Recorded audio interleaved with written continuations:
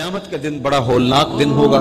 اس دن جب بندے قبروں سے اٹھیں گے تو قبروں سے برہنہ اٹھائے جائیں گے، قبروں سے جب اٹھائے جائیں گے تو وہ کفن ان سے اتار لیا جائے گا۔ یہ بات جب ام المومنین سیدہ عائشہ رضی اللہ تعالی عنہا نے سنی تو ان کا وجود تھر تھر کانپنے لگا اور عرض گزار ہوئی، یا رسول اللہ پھر ہمیں ایک دوسرے سے حیا نہیں آئے گی؟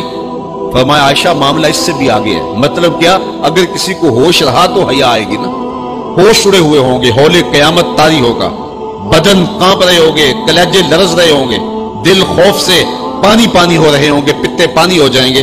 تو حشر کے میدان میں جب لوگ جائیں گے تو سب سے پہلا سوال جو رب لوگوں سے پوچھے گا وہ کیا ہوگا؟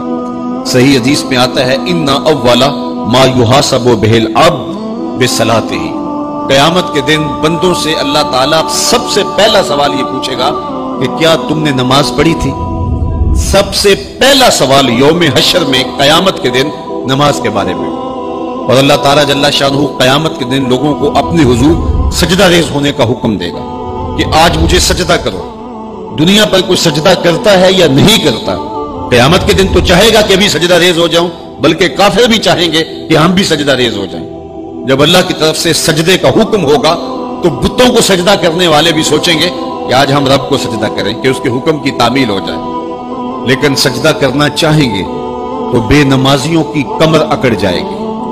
وہ سجدہ کرنا چاہیں گے بھی لیکن سجدہ نہیں کر سکیں گے، اور پھر رب کے سامنے جو ذلت اٹھانا پڑے گی، جو رسوائی اٹھانا پڑے گی، اس کو لفظوں کا پیراہن نہیں دیا جا سکتا۔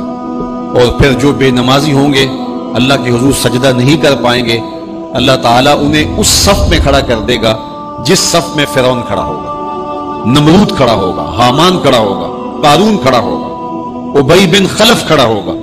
دشمنان خدا جس صف میں کھڑے ہوں گے بے نمازی کو اس صف میں کھڑا کر دیا جائے گا۔ میری لمبی تقریر نہیں، میں یہ آپ سے پوچھتا ہوں اور اپنے آپ سے پوچھتا ہوں، کیا ہم یہ گوارا کرتے ہیں کہ حشر کے دن ہمیں فرعون کے ساتھ کھڑا کر دیا جائے؟ کیا یہ ہم گوارا کرتے ہیں کہ حشر کے دن ہمیں نمرود کے ساتھ کھڑا کر دیا جائے؟ کیا یہ ہماری طبیعت اس کو برداشت کر سکے گی کہ رسول اللہ کے دشمنوں کے ساتھ ہمیں کھڑا کر دیا جائے؟ اور کیا میری مائیں اور بہنیں اور بیٹیاں یہ گوارا کر سکتی ہیں کہ رسول اللہ کی راہوں میں کانٹے بچھانے والی ام جمیل کے ساتھ انہیں کھڑا کر دیا جائے؟ یقیناً ہم کبھی نہیں چاہیں گے، ہم یہ رسوائی کبھی برداشت نہیں کر سکتے۔ ان کے پاس کھڑا ہونا ہی قیامت ہے، ان کے ساتھ کھڑا ہونا ہی عذاب ہے، اور پھر ان کے اوپر لعنتیں بھی برس رہی ہوں گی اور ان کے چہروں کے اوپر تارکول لک مل دی جائے گی اور وہ رسوائیوں کے گڑے میں ہوں گے۔ تو ان کے ساتھ کھڑا ہونا تو بہت بڑا عذاب ہوگا، اور اگر کوئی تکلیف بدنی نہ بھی ہو تو ہم یہ گوارا نہیں کرتے کہ خدا کے دشمنوں کے ساتھ کھڑے ہوں۔ ہماری تو آرزو یہ ہے کہ بلال حبشی کے ساتھ کھڑے ہوں، ہماری تو تمنا یہ ہے کہ داتا گنج بخش علی حجویری کے پاس کھڑا ہونا نصیب ہو جائے، ہمیں بابا فرید کے پاس کھڑا ہونا نصیب ہو جائے، امام اعظم ابو حنیفہ کی قربت میں، حضرت امام حسین کی قربت میں کھڑا ہونا نصیب ہو جائے۔ ہم تو یہ چاہیں گے کہ اس زمرے میں آئیں۔ کل میں نے عرض کیا تھا 2 ہی برادری رہ جائے گی قیامت کے دن، باقی ساری برادریاں ٹوٹ جائیں گی، ساری عمارتیں ٹوٹ جائیں گی، صرف 2 برادریاں، ایک یہ برادری جس کا سردار ابو جہل ہوگا، ابو لہب ہوگا، اور ایک وہ برادری جس کے سردار محمد عربی ہوں گے۔ اب جو بے نماز ہوگا اس کو کدھر کھڑا کیا جائے گا؟ جدھر ابو جہل ہوگا، جدھر ابو لہب ہوگا، جدھر عتبہ ہوگا، جدھر عتیبہ ہوگا، جدھر ولید بن مغیرہ ہوگا، جدھر فرعون ہوگا، حامان ہوگا، شدید ہوگا، شداد ہوگا، نفدنون ہوگا، قارون ہوگا، دشمنان خدا ہوں گے۔ بے نمازی کو صف میں کھڑا کر دیا جائے۔ 6 گھنٹے کی تقریر نہیں کرتا، ان 2 لفظوں کو سمجھ لیں۔ کیا ہم گوارا کر سکتے ہیں کہ اس صف میں نہ کھڑے ہوں جس صف کی امامت رسول اللہ کر رہے ہوں، بلکہ اس صف میں کھڑے ہوں جہاں فرعون کھڑا ہو، نمرود کھڑا ہو، حامان اور قارون کھڑا ہو؟ تو یقیناً ہم تو اس تصور سے کانپ جائیں کہ ہم ادھر کھڑے ہوں گے۔ تو پھر آج دعا کی اس محفل کے اندر یہ عزم کر کے اٹھو کہ جان جائے تو جائے، نماز نہ جائے۔ 38 پہلے تھے، 39واں عدد تھا حضرت امیر حمزہ کا۔ تو امیر حمزہ کوئی معمولی شخص تو نہیں تھے، قریش کا ایک معتبر نام تھا۔ تو جب وہ ایمان لائے تو ذرا حوصلہ اہل ایمان کا بلند ہوا، اور میرے حضور نے بھی اللہ کی بارگاہ میں ہاتھ اٹھا کے دعا مانگی، اے اللہ ایک شعر دے دیا ہے، اب ایک شعر اور عطا کر دے، اب تیری مرضی کہ عمر بن حشام دے دے یا عمر بن خطاب دے دے۔ عمر بن حشام یہ ابو جہل کا نام تھا، اور عمر بن خطاب حضرت عمر رضی اللہ تعالی عنہ کے لیے دعا کی گئی، کہا ان دونوں میں سے جو تجھے پیارا لگتا ہے مالک وہ اسلام کو عطا کر دے، 40 کا عدد پورا ہو جائے۔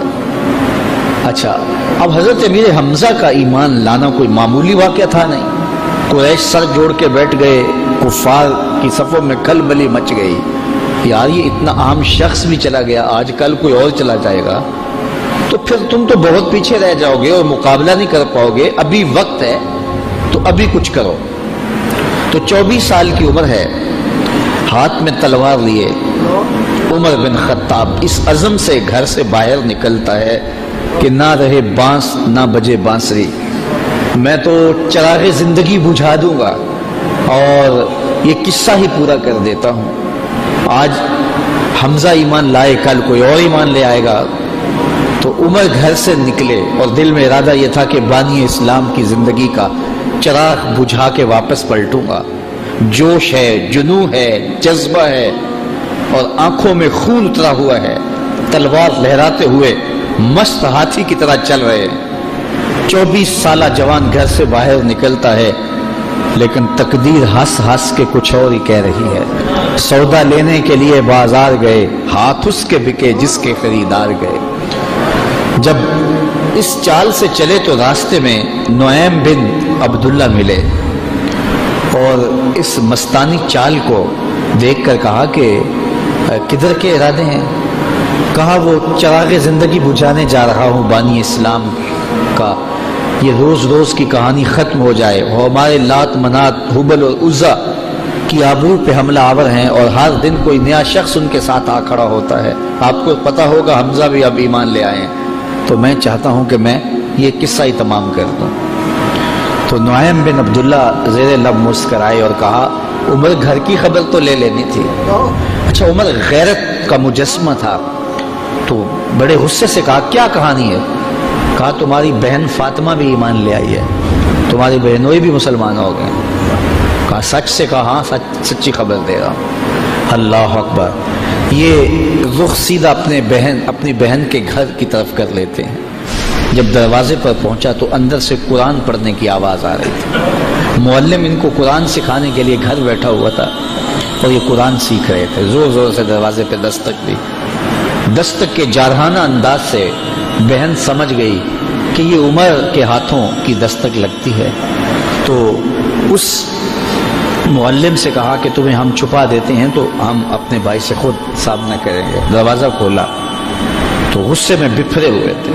سنا ہے تم بھی دین چھوڑ دیا ہے، صابی ہو گئے ہو، یعنی اپنے گزشتہ دین کو ترک کر دیا ہے، اور اپنی بہن پہ ٹوٹ پڑے اور مارنے لگے، حتیٰ کہ انہیں لہو لہان کر دیا۔ اور وہ بھی جو ہے وہ استقامت کے ساتھ کھڑی ہے، اور پھر اس نے ایک جملہ کہا عمر اگر تم خطاب کے بیٹے ہو تو میں بھی خطاب کی بیٹی، جو کرنا ہے کر لو، میں دامن حضور کا نہیں چھوڑوں گی۔ تو جب یہ استقامت دیکھی کہ ایک عورت ذات اس قدر استقامت کا پہاڑ بن گئی ہے، تو وہ کون سی طاقت ہے جس نے اس کو یوں کھڑا کر دیا ہے؟ تو کہا کہ وہ جو تم پڑھ رہے تھے ذرا مجھے بھی تو سناؤ نا۔ کہا ایسے نہیں، پہلے غسل کرنا ہوگا۔ اب عمر غسل کر رہا ہے اور ظاہر کی میل دھل رہی ہے، غصہ اتر رہا ہے۔